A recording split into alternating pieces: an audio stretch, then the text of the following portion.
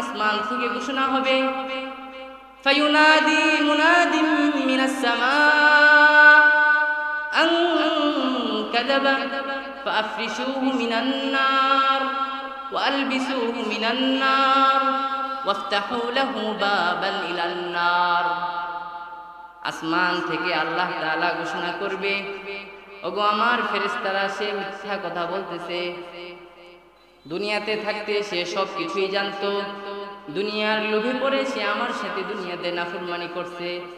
সে জানতো সুদ হারাম, ঘুষ হারাম, ব্যভিচার হারাম, তারপরও সে দুনিয়ার লোভে পড়ে, টাকা উপার্জনের লোভে পড়ে সে আমার সাথে নাফরমানি করছে। আজকে কবরের আযাব থেকে বাঁচার জন্য সে বলতেছে সে জানে না, সে সব কিছুই জানতো, দুনিয়ার লোভে পড়ে আমাকে সে ভুলে গেছিল। দুনিয়ার লোভে পড়ে সে আমাকে ভুলে গেছিল। তখন আল্লাহ তাআলা বলবেন, ফাআফরিশুহু মিনান নার ওয়া আলবিসুহু মিনান নার ওয়াফতাহু লাহু বাবান ইলান নার। তোমরা তার কবরে জাহান্নামের বিছানা বিছায়া দাও, তাকে জাহান্নামের পোশাক পরায়া দাও, তার কবরে জাহান্নামের দরজা খুলে দাও। তখন ফেরেশতারা তার কবরে জাহান্নামের বিছানা বিছিয়ে দিবে, ফেরেশতারা তাকে জাহান্নামের পোশাক পরায়া দিবে, তার কবরে জাহান্নামের দরজা খুলে দিবে। সেই দরজা দিয়ে জাহান্নামের উত্তপ্ত হাওয়া তার কবরে আসতে থাকবে, নাউযুবিল্লাহ। অতঃপর কালো চেহারা বিশিষ্ট দুর্গন্ধযুক্ত একটা ব্যক্তি তার কাছে আসবে, এসে বলবে, হে বদকার, দুঃসংবাদ গ্রহণ করো সেদিনের, যে দিন সম্পর্কে তোমাকে ওয়াদা দেওয়া হয়েছিল।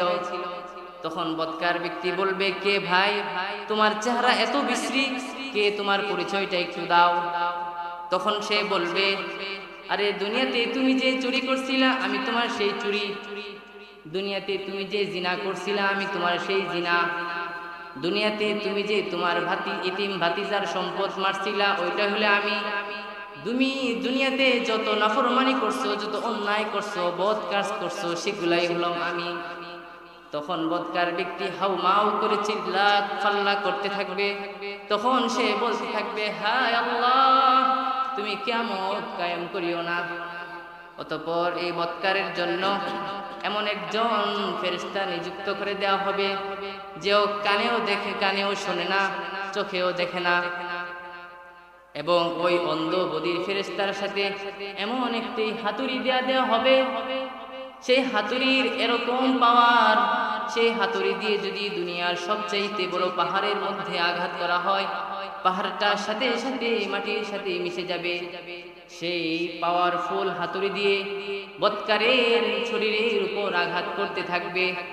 একটা আঘাত করার সাথে সাথে বদকারের প্রাণ চলে যাবে, আবার তার মধ্যে আত্মা দেওয়া হবে, আবার আঘাত করবে, এভাবেই কিয়ামত পর্যন্ত চলতে থাকবে, নাউযুবিল্লাহ।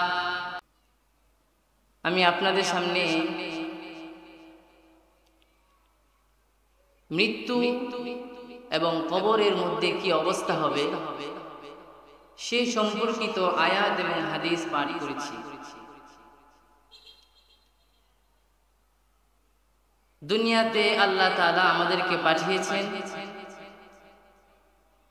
আমরা দুনিয়াতে চিরকাল থাকার জন্য নয়। আজকে আমরা আছি, একদিন আমরা এই দুনিয়া থেকে চলে যাব।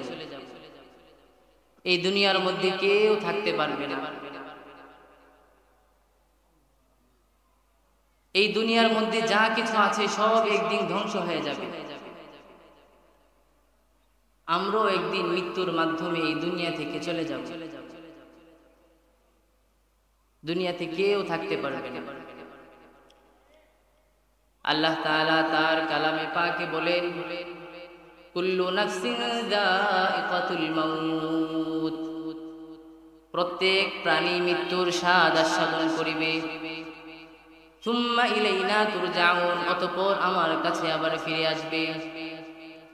আমাদের মধ্যে প্রাণ আছে, আমাদের মধ্যে জান আছে, আমাদের যাদের মধ্যে প্রাণ আছে, যে সকল প্রাণীর মধ্যে প্রাণ আছে, তারা একদিন এই দুনিয়া থেকে চলে যাবে।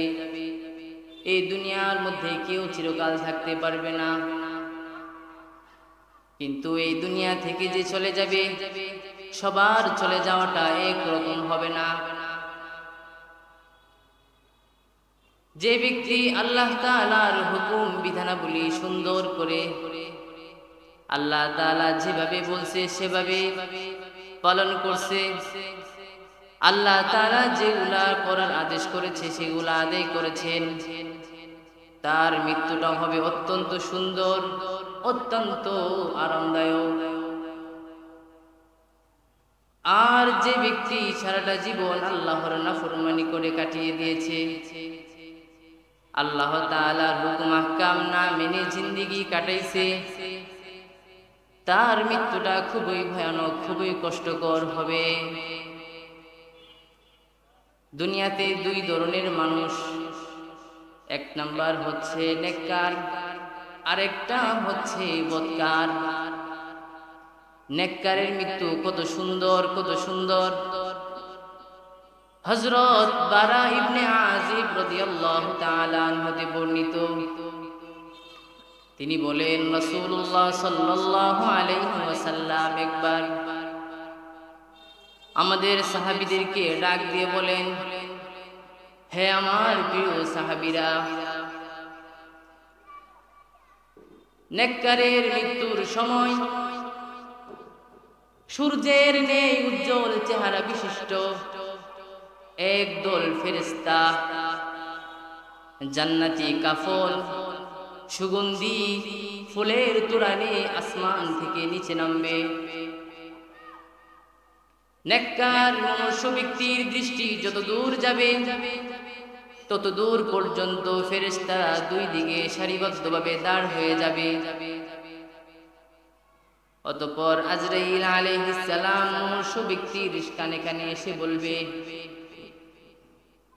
ইয়া আইয়াতুহান নাফসুত তাইয়্যিবাহ উখরুজি ইলা মাগফিরাতিন মিনাল্লাহি ওয়া রিদওয়ান। হে পাক পবিত্র আত্মা, উখরুজি ইলা মাগফিরাতিন মিনাল্লাহি ওয়া রিদওয়ান, তুমি আল্লাহর মাগফিরাত, আল্লাহর ক্ষমা, আল্লাহর সন্তুষ্টির দিকে বেরিয়ে আসো। রূহকে আজরাইল আলাইহিস সালাম এই আদেশ করার পরে নেককার ব্যক্তির রূহটা এত সুন্দর করে আজরাইল আলাইহিস সালামের হাতে আসবে। গ্লাস থেকে পানি ঢাললে যেমন সুন্দর করে গড়গড় করে পড়ে যায়, কোনো সমস্যা হয় না, এত সুন্দর করে নেককার ব্যক্তির রূহটা আজরাইল আলাইহিস সালামের হাতে চলে আসবে। আজরাইল আলাইহিস সালামের হাতে আসার পর অন্যান্য ফেরেশতারা এই রূহটাকে জান্নাতি কাফনের মধ্যে, জান্নাতি রুমালের মধ্যে জড়ায়া আসমানের দিকে রওনা হয়ে যাবে। আসমানের দিকে যাওয়ার পথের মধ্যে কোন ফেরেশতার দলের সাথে সাক্ষাৎ হলে ফেরেশতাদের দল বলবে, তোমরা কোন পবিত্র, কার পবিত্র আত্মা নিয়ে যাচ্ছ? ফেরেশতারা উত্তরে বলবে, এটা তো অমুকের ছেলে, অমুকের আত্মা নিয়ে যাচ্ছি। এভাবে ফেরেশতারা যখন প্রথম আসমানের দরজায় গিয়ে দাঁড়াবে, প্রথম আসমানের দরজা দারোয়ান যারা আছে ফেরেশতারা, তারা সেই নেককার ব্যক্তির রূহের জন্য আসমানের দরজা খুলে দিবে। দুনিয়ার ফেরেশতারা প্রথম আসমানের ফেরেশতার কাছে মৃত ব্যক্তির, নেককার ব্যক্তির রূহটা দিয়ে দিবে। প্রথম আসমানের ফেরেশতারা দ্বিতীয় আসমানে নিয়ে যাবে, দ্বিতীয় আসমানের ফেরেশতারা তৃতীয় আসমানে নিয়ে যাবে। এভাবে এক এক করে সপ্তম আকাশে যখন যাবে, তখন আল্লাহ তাআলা ডাক দিয়ে বলবেন, উকতুবু কিতাব আবদি ফি ইল্লিন। হে আমার ফেরেশতারা, আমার প্রিয় নেককার বান্দার নামটা ইল্লিনের মধ্যে লিখে দাও। সুবহানাল্লাহ। ইল্লিন হলো আল্লাহর আরশের নিচের বিশেষ এক জায়গা, যেখানে আল্লাহ তাআলা সবার নাম লেখে না, সেখানে শুধু আল্লাহ তাআলার তার প্রিয় বান্দাদের নামগুলো লিখে রাখে। যখন নেককার ব্যক্তির রূহটা ইল্লিনের মধ্যে লেখা হয়ে যাবে, তখন আল্লাহ তাআলা বলবেন, যাও যাও আমার নেককার বান্দার রূহটা তার কবরে তার দেহের মধ্যে দিয়ে আসো। নেককার ব্যক্তির রূহটা যখন তার দেহে কবরের মধ্যে দেওয়া হবে, মুনকার নাকির নামক দুইজন ফেরেশতা তার কাছে আসবে, সুন্দর করে ধরে নেককার ব্যক্তিকে বসাবে, বসিয়ে তিনটা সওয়াল জবাব করবে। প্রথম প্রশ্ন করবে, মার রব্বুকা, তোমার রব কে? নেককার ব্যক্তি উত্তরে বলবে, রব্বি আল্লাহ, আমার রব হলো আল্লাহ। দুই নাম্বার প্রশ্ন করবে, ওয়ামা দীনুকা, তোমার দিন কি, তোমার ধর্ম কি? নেককার ব্যক্তি উত্তরে বলবে, দীনি আল ইসলাম, আমার দিন হলো, আমার ধর্ম হলো ইসলাম। তৃতীয় নাম্বার প্রশ্ন করবে, ওয়ামান হাদার রাজুলুল্লাযী বুইসা ফীকুম, ওই ব্যক্তিকে যাকে তোমাদের মধ্যে প্রেরণ করা হয়েছিল।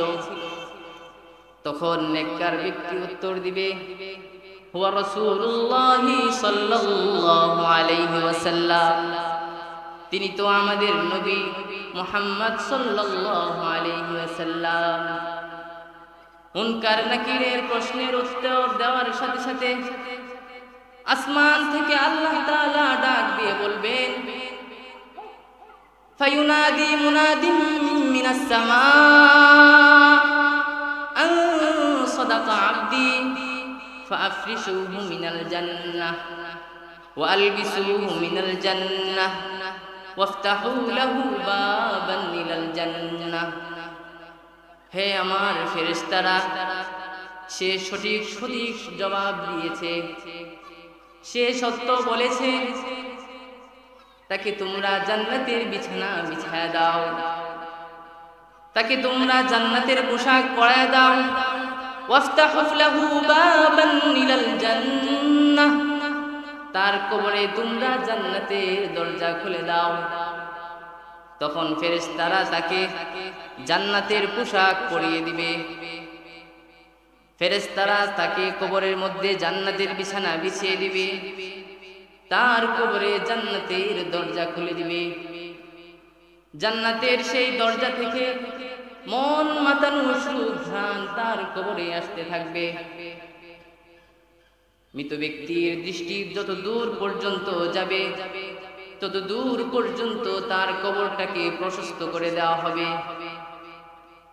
অতঃপর সুন্দর চেহারা বিশিষ্ট, সুন্দর পোশাক পরিহিত, সুগন্ধি মাখানো এক ব্যক্তি মৃত ব্যক্তির কাছে এসে বলবে, হে আল্লাহর বান্দা, তুমি সুসংবাদ গ্রহণ করো, যেদিন সম্পর্কে তোমাকে প্রতিশ্রুতি দেওয়া হয়েছিল। তখন মৃত ব্যক্তি, নেককার ব্যক্তি লোকটাকে বলবে, হে ভাই, তুমি কি? তোমার চেহারাটা এত সুন্দর, কি সুন্দর তোমার মায়াবী চেহারা, তোমার মুখেই তো সুসংবাদ মানায়, তুমি আমাকে তোমার পরিচয়টা একটু দাও না। তখন নেককার সুন্দর ব্যক্তিটি তাকে বলবে, তুমি যে দুনিয়াতে আল্লাহর 5 ওয়াক্ত নামাজ আদায় করছিলা, আমি হলো তোমার সেই নামাজ। আল্লাহর বিধান রোজা রাখছিলা, আমি হলো তোমার সেই রোজা। আল্লাহর ফরজ বিধান যাকাত তুমি যেটা আদায় করছিলা, আমি হলাম তোমার সেই যাকাত। তুমি যে হজ করছিলা, আমি হলাম তোমার সেই হজ। দুনিয়াতে রাতের বেলা যখন সবাই ঘুমায় থাকতো, শীতের দিন তুমি একা উঠে উঠে ঠান্ডা পানি দিয়ে উযু করে আল্লাহর দরবারে তুমি দাঁড়ায় যে নামাজ পড়ছিলা, আমি হলো তোমার সেই নামাজ। সুবহানাল্লাহ। তখন নেককার ব্যক্তি খুশিতে বলবে, হে আমার রব, তুমি তাড়াতাড়ি কিয়ামত কায়েম করে দাও, আমি আমার পরিবার পরিজনের সাথে সাক্ষাৎ করব। যখন নেককার ব্যক্তি কবরে এই কথা বলবে, তখন ফেরেশতারা তাকে বলবে, তোমার এখনো সময় হয় নাই। যখন সময় হবে তোমাকে ডাক দেওয়া হবে, যখন সময় হবে তোমাকে ডাক দেওয়া হবে। এখন তুমি আল্লাহর যতদিন ইচ্ছা তুমি তোমার কবরে ঘুমিয়ে থাকবে। তখন আল্লাহর হুকুমে তাকে এমন এক ঘুম পারেনি ঘুমায় দেওয়া হবে, তখন সে কিয়ামত পর্যন্ত ঘুমিয়ে থাকবে। সুবহানাল্লাহ। আর বৎকারের অবস্থা, সেই করুণ অবস্থা, মৃত্যুর সময় কত যন্ত্রণা, কবরে যাওয়ার পরেও কি করুণ অবস্থা। বৎকার ব্যক্তি যখন দুনিয়া থেকে চলে যাওয়ার সময় হয়, তখন বিশ্রী ভয়ঙ্কর চেহারা বিশিষ্ট একদল ফেরেশতারা তার কাছে এসে তার আশেপাশে বসে যায়, সাথে জাহান্নামের ময়লা যুক্ত একটা চাটাই নিয়ে আসে। আজরাইল আলাইহিস সালাম বৎকার ব্যক্তির কানে কানে এসে বলে, ইয়া আইয়াতুহান নাফসুল খাবীথা উখরুজি ইলা সাখাতিম মিনাল্লাহ। হে অপবিত্র নাপাক আত্মা, আল্লাহর অসন্তুষ্টির দিকে তুমি বেরিয়ে এসো। আজরাইল আলাইহিস সালাম বৎকারের আত্মাটাকে যখন বের হয়ে আসার নির্দেশ করবে, তখন বৎকারের আত্মা বৎকারের দেহের মধ্যে ছোটাছুটি করতে থাকবে। তখন আজরাইল আলাইহিস সালাম বৎকারের বুকের উপর পাড়া দিয়ে তার জানটাকে, রূহটাকে বের করে নিয়ে আসবে। কিতাবে লেখে, বৎকারের মৃত্যুর সময় রূহটা বের করার সময় সে কি পরিমাণ কষ্ট পায়। একজন জীবন্ত মানুষের শরীর থেকে চামড়া খুলে টেনে টেনে খুলে ফেললে যে পরিমাণ কষ্ট পায়, বৎকারের রূহটা বের করার সময় তার চাইতে হাজার হাজার গুণ বেশি কষ্ট পায়। নাউজুবিল্লাহ। আজরাইল আলাইহিস সালাম বৎকারের রূহটা যখন তিনার হাতে নেবেন, অন্যান্য ফেরেশতারা জাহান্নামের ময়লাযুক্ত দুর্গন্ধযুক্ত চাটাইয়ের মধ্যে রূহটা পেঁচাইয়া আসমানের দিকে নিয়ে যাবে। যাওয়ার পথে ফেরেশতাদের যেই দলের সাথে সাক্ষাৎ হবে, ফেরেশতারা জিজ্ঞাসা করবে, এটা কার আত্মা? উত্তরে ফেরেশতারা বলবে, এটা তো অমুকের ছেলে, অমুকের আত্মা। ফেরেশতারা তখন আবার আসমানের দিকে রওনা হবে। প্রথম আসমানে যাওয়ার পরে যখন প্রথম আসমানের দরজা খুলে দেওয়ার জন্য বলা হবে, তখন প্রথম আসমানের ফেরেশতারা বলবে, এই বৎকারের জন্য আসমানের দরজা খোলা হবে না। আল্লাহ তাআলা বলেন, লা তুফাত্তাহু লাহুম আবওয়াবুস সামা ওয়ালা ইয়াদখুলুনাল জান্নাহ হাত্তা ইয়ালিজাল জামালু ফি সামিমিল খিয়াত। বৎকারের জন্য আসমানের দরজা খোলা হবে না। ওয়ালা ইয়াদখুলুনাল জান্নাহ, তারা জান্নাতেও প্রবেশ করতে পারবে না। হাত্তা ইয়ালিজাল জামালু ফি সামিমিল খিয়াত, যেদিন উট সুয়ের ছিদ্র দিয়ে ঢুকতে পারবে, ঢুকে বের হতে পারবে, সেদিন বৎকাররা জান্নাতে যেতে পারবে। উটের ছিদ্র দিয়ে, সুয়ের ছিদ্র দিয়ে উট যেমন ঢোকা সম্ভব না, বৎকারেও তেমন জান্নাতে যাওয়া সম্ভব না। নাউজুবিল্লাহ। প্রথম আসমানে নিয়ে যাওয়ার পরে আল্লাহ তাআলা ঘোষণা করবে, হে আমার ফেরেশতারা, এই বৎকারের নামটা তোমরা সিজ্জিনের মধ্যে, সিজ্জিনের খাতার মধ্যে লিখে দাও। সিজ্জিন আবার কি? সিজ্জিন হলো 7 জমিনের নিচে এমন একটা জায়গা যেখানে বৎকারের নামগুলো লিখে রাখা হয়, বৎকারের খারাপ নাফরমানি আমলগুলা লিখে রাখা হয়। আল্লাহর আদেশ হওয়ার পর ফেরেশতারা এই বৎকারের নামকে সিজ্জিনের মধ্যে লিখে দেয়। তারপর তার রূহটাকে তার কবরে তার দেহে দিয়ে দেওয়া হয়। কবরের মধ্যে যখন তার রূহকে তার দেহে দিয়ে দেওয়া হয়, তখন মুনকার নাকির ফেরেশতারা তাকে ধাক্কা দিয়ে বসিয়ে দেবে। বসিয়ে তাকে প্রথম প্রশ্ন করবে, মার রব্বুকা, তোমার রব কে?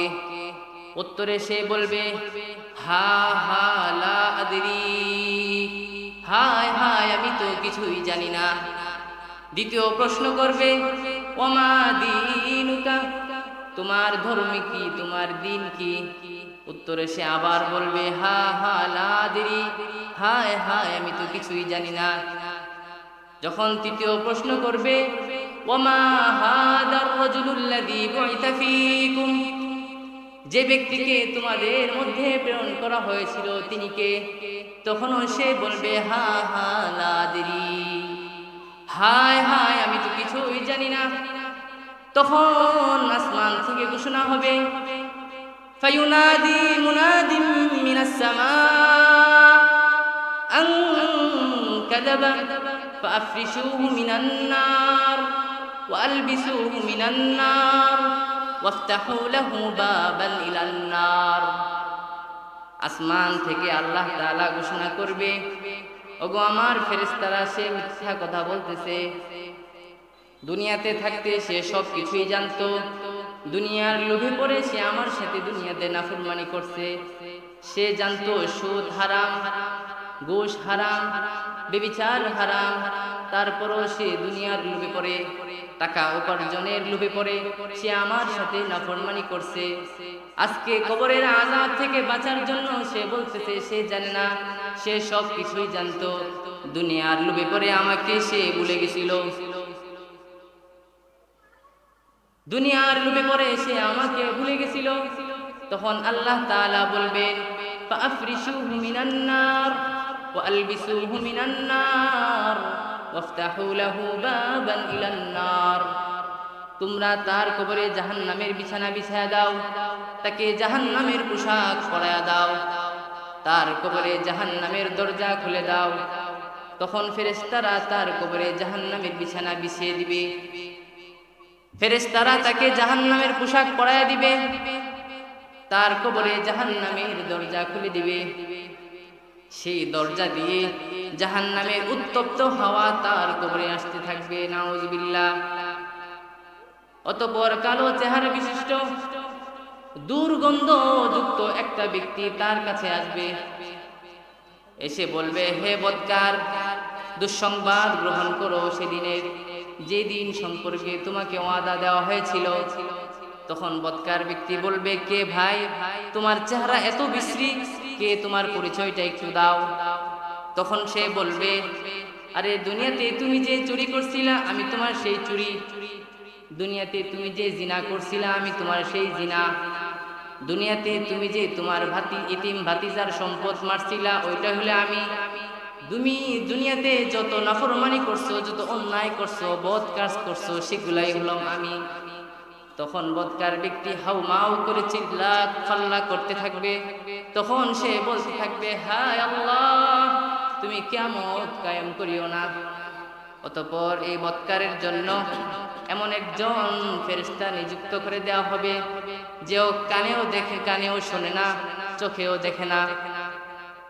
এবং ওই অন্ধ বধির ফেরেশতার সাথে এমন একটি হাতুড়ি দেওয়া হবে, সেই হাতুড়ির এরকম পাওয়ার, সেই হাতুড়ি দিয়ে যদি দুনিয়ার সবচাইতে বড় পাহাড়ের মধ্যে আঘাত করা হয়, পাহাড়টার সাথে সাথে মাটির সাথে মিশে যাবে। সেই পাওয়ারফুল হাতুড়ি দিয়ে বদকারের শরীরের উপর আঘাত করতে থাকবে। একটা আঘাত করার সাথে সাথে বদকারের প্রাণ চলে যাবে, আবার তার মধ্যে আত্মা দেওয়া হবে, আবার আঘাত করবে।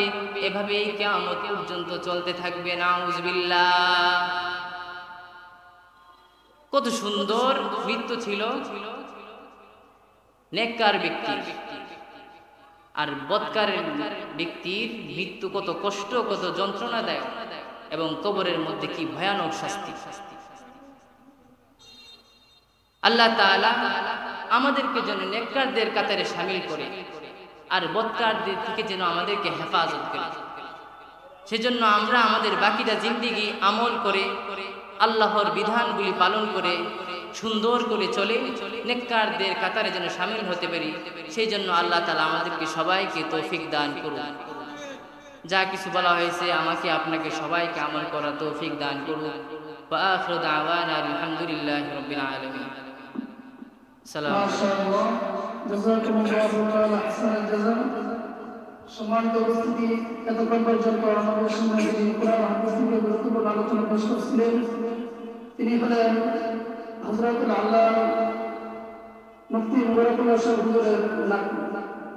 আমরা সকলে দোয়া করি আল্লাহ পাক যেন হুজুরের ইলমে আমাদের বরকত দান করে, বড়দের মাঝে করে এবং নানা মত হতে পারে। আমরা সকলে শুকর করি। আমার ভাই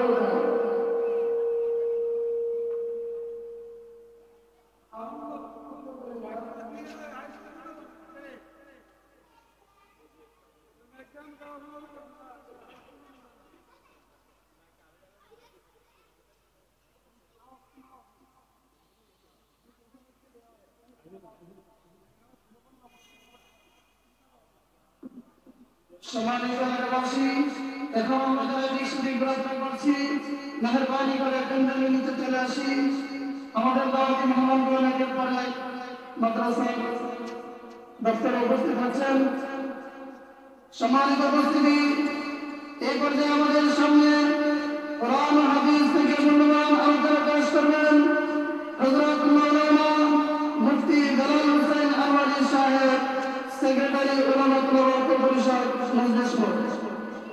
হযরতের গুরুত্বপূর্ণ আলোচনা পেশ করার জন্য সবিনয় অনুরোধ করছি।